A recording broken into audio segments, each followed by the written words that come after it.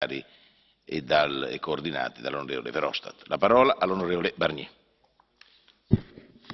Merci, Monsieur le Président, et merci à votre Assemblée de me donner, aux côtés du président Juncker, l'occasion de m'exprimer. Monsieur le Président, Mesdames et Messieurs les présidents et parlementaires, cher Matti, je suis très heureux de me trouver aux côtés du président Juncker, que je remercie de sa confiance personnelle et de son soutien, et aux côtés de Matti Maasikas, que je félicite et que je remercie pour la qualité de la présidence estonienne tout au long des semaines passées.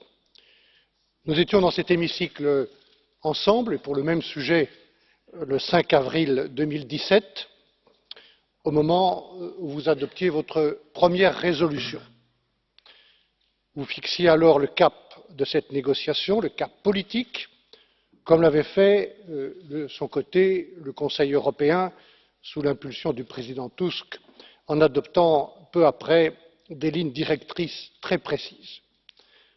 6 mois plus tard, alors que l'horloge tourne, et à quelques jours du Conseil européen des 19 et 20 octobre, nous faisons donc à nouveau le point de cette négociation. Et votre projet de résolution démontre aujourd'hui, au-delà des sujets concrets qu'elle aborde, l'implication pleine et entière du Parlement européen dans cette négociation. Je rappelle souvent, à l'extérieur de cet hémicycle, que votre Assemblée aura le dernier mot au moment de la ratification. Depuis le premier jour, Mesdames et Messieurs les députés, nous savons que cette négociation est extraordinaire, qu'elle est extrêmement complexe, qu'elle est lourde de conséquences humaines, sociales, juridiques, financières, techniques, économiques. Et souvent d'ailleurs, ces conséquences sont sous-estimées. En tant que négociateur de l'Union, il revient à la Commission, avec votre confiance, de négocier au nom des 27 et de toutes les institutions de l'Union. Et notre plus grand atout, je peux vous le dire à la place où je me trouve, c'est notre unité. Nous savons que cette unité ne se décrète pas, elle ne tombe pas du ciel, elle se construit jour après jour par la transparence que nous avons décidé avec le président Juncker de pratiquer tous les jours, par le débat public et par la confiance.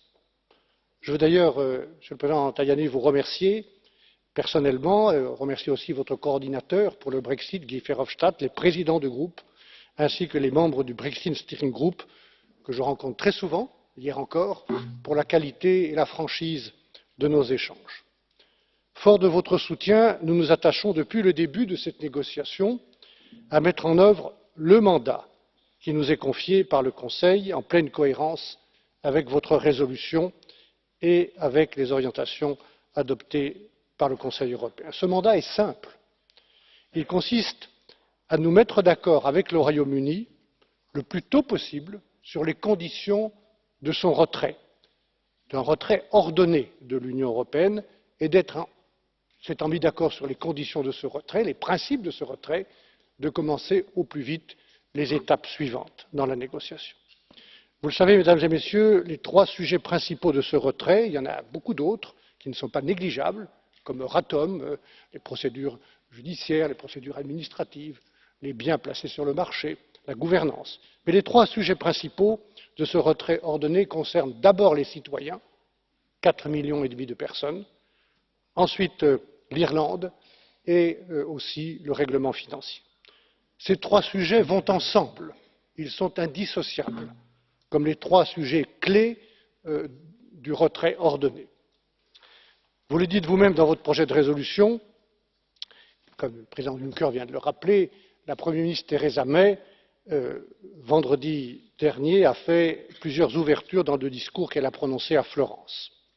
Et l'équipe de négociation, comme je le souhaitais, a commencé la semaine dernière à traduire ces ouvertures en propositions concrètes et à apporter un certain nombre de clarifications. Je vais y revenir dans un instant rapidement. Et donc nous avons pu avancer, notamment sur notre priorité qui reste la protection des droits des citoyens. Nous convergeons également sur les principes communs qui guideront notre réponse aux questions sensibles que soulève la situation unique en Irlande. Et à côté de ces points positifs que je dois dire, pour faire un état objectif de l'état de la négociation, il nous reste des divergences sérieuses, en particulier sur le règlement financier. Sur cette question dont j'ai déjà parlé ici, les choses sont également simples. Nous n'accepterons pas de payer à 27 ce qui a été décidé à 28. C'est aussi simple que ça. Et les contribuables des 27 États membres de l'Union n'ont pas à payer les conséquences d'une décision qu'ils n'ont pas prise. Rien de plus, rien de moins. Rien de plus, rien de moins.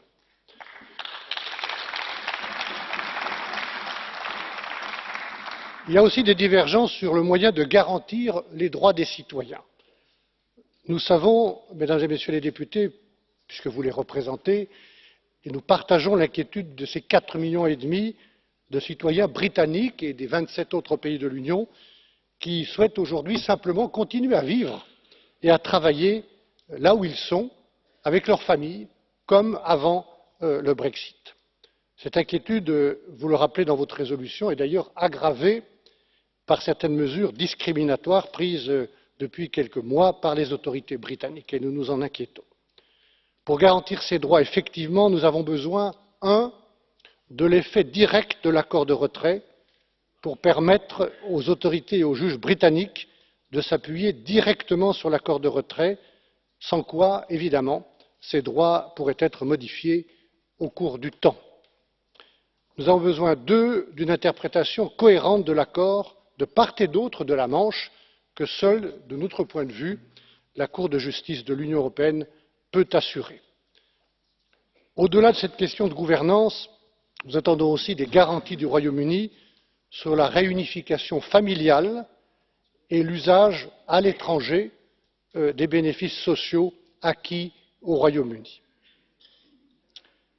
Sur le deuxième grand point, celui de l'Irlande, à la fois l'Union européenne et le Royaume-Uni reconnaissent que l'Irlande est dans une situation unique et que toute solution devra être pleinement informée par les circonstances particulières sur l'île.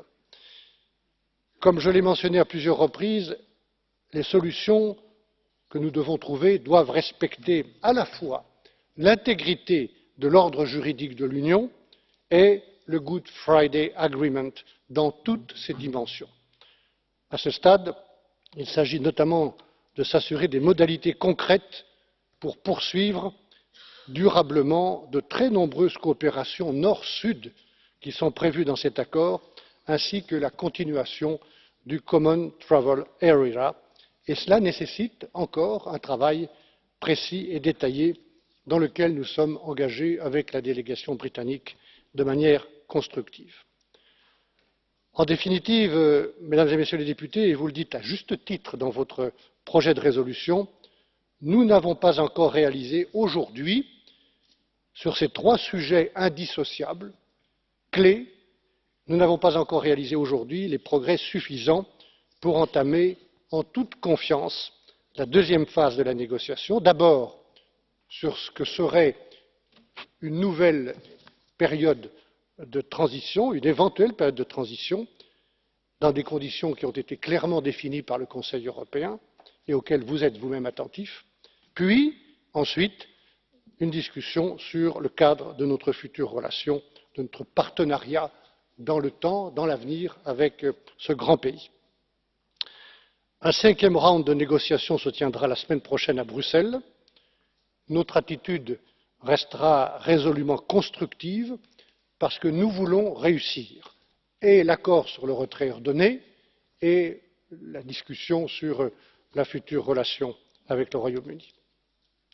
Avec le Royaume-Uni qui deviendra un État tiers, en toute hypothèse, puisque c'est son choix, le 30 mars 2019, nous voulons établir un partenariat ambitieux et durable, bien sûr en matière commerciale, puisque c'est sa demande, à travers un accord de libre-échange dans des conditions dont nous discuterons, mais aussi au-delà du commerce, en matière de sécurité, de lutte contre le terrorisme, de défense, ou alors aussi en matière de recherche et d'innovation. Et plus vite nous nous mettrons d'accord sur les principes de ce retrait ordonné, plus vite nous pourrons nous concentrer sur cet objectif fondamental qui est dans notre intérêt commun et la construction de ce partenariat nouveau avec le Royaume-Uni. Mesdames et Messieurs, notre approche s'appuie sur des principes fondamentaux de notre Union l'unité et l'intérêt des 27 États membres et des institutions, notre autonomie de décision, l'intégrité de notre marché intérieur et les 4 libertés de circulation, qui en sont le fondement. Ces 4 principes sont au cœur de notre projet politique depuis son origine. Le Royaume-Uni les connaît bien pour les avoir partagés avec nous pendant 44 ans. Ils ne sont pas négociables. Une fois encore, comme l'a dit la chancelière allemande il y a quelques semaines, comme vient de le rappeler le président Juncker, nous savons désormais que l'avenir de l'Union est bien plus important que le Brexit. C'est la responsabilité des 27 États membres et du Parlement européen de construire ensemble cet avenir, de relever ensemble les défis. Nous voyons bien dans l'actualité qu'ils sont graves et nombreux. Une page se tourne ou va se tourner. C'est le choix souverain du Royaume-Uni. Nous le respectons. C'est à nous de faire en sorte, comme vient de le dire Jean-Claude Juncker, d'écrire de nouvelles pages pour l'Union européenne. Je vous remercie.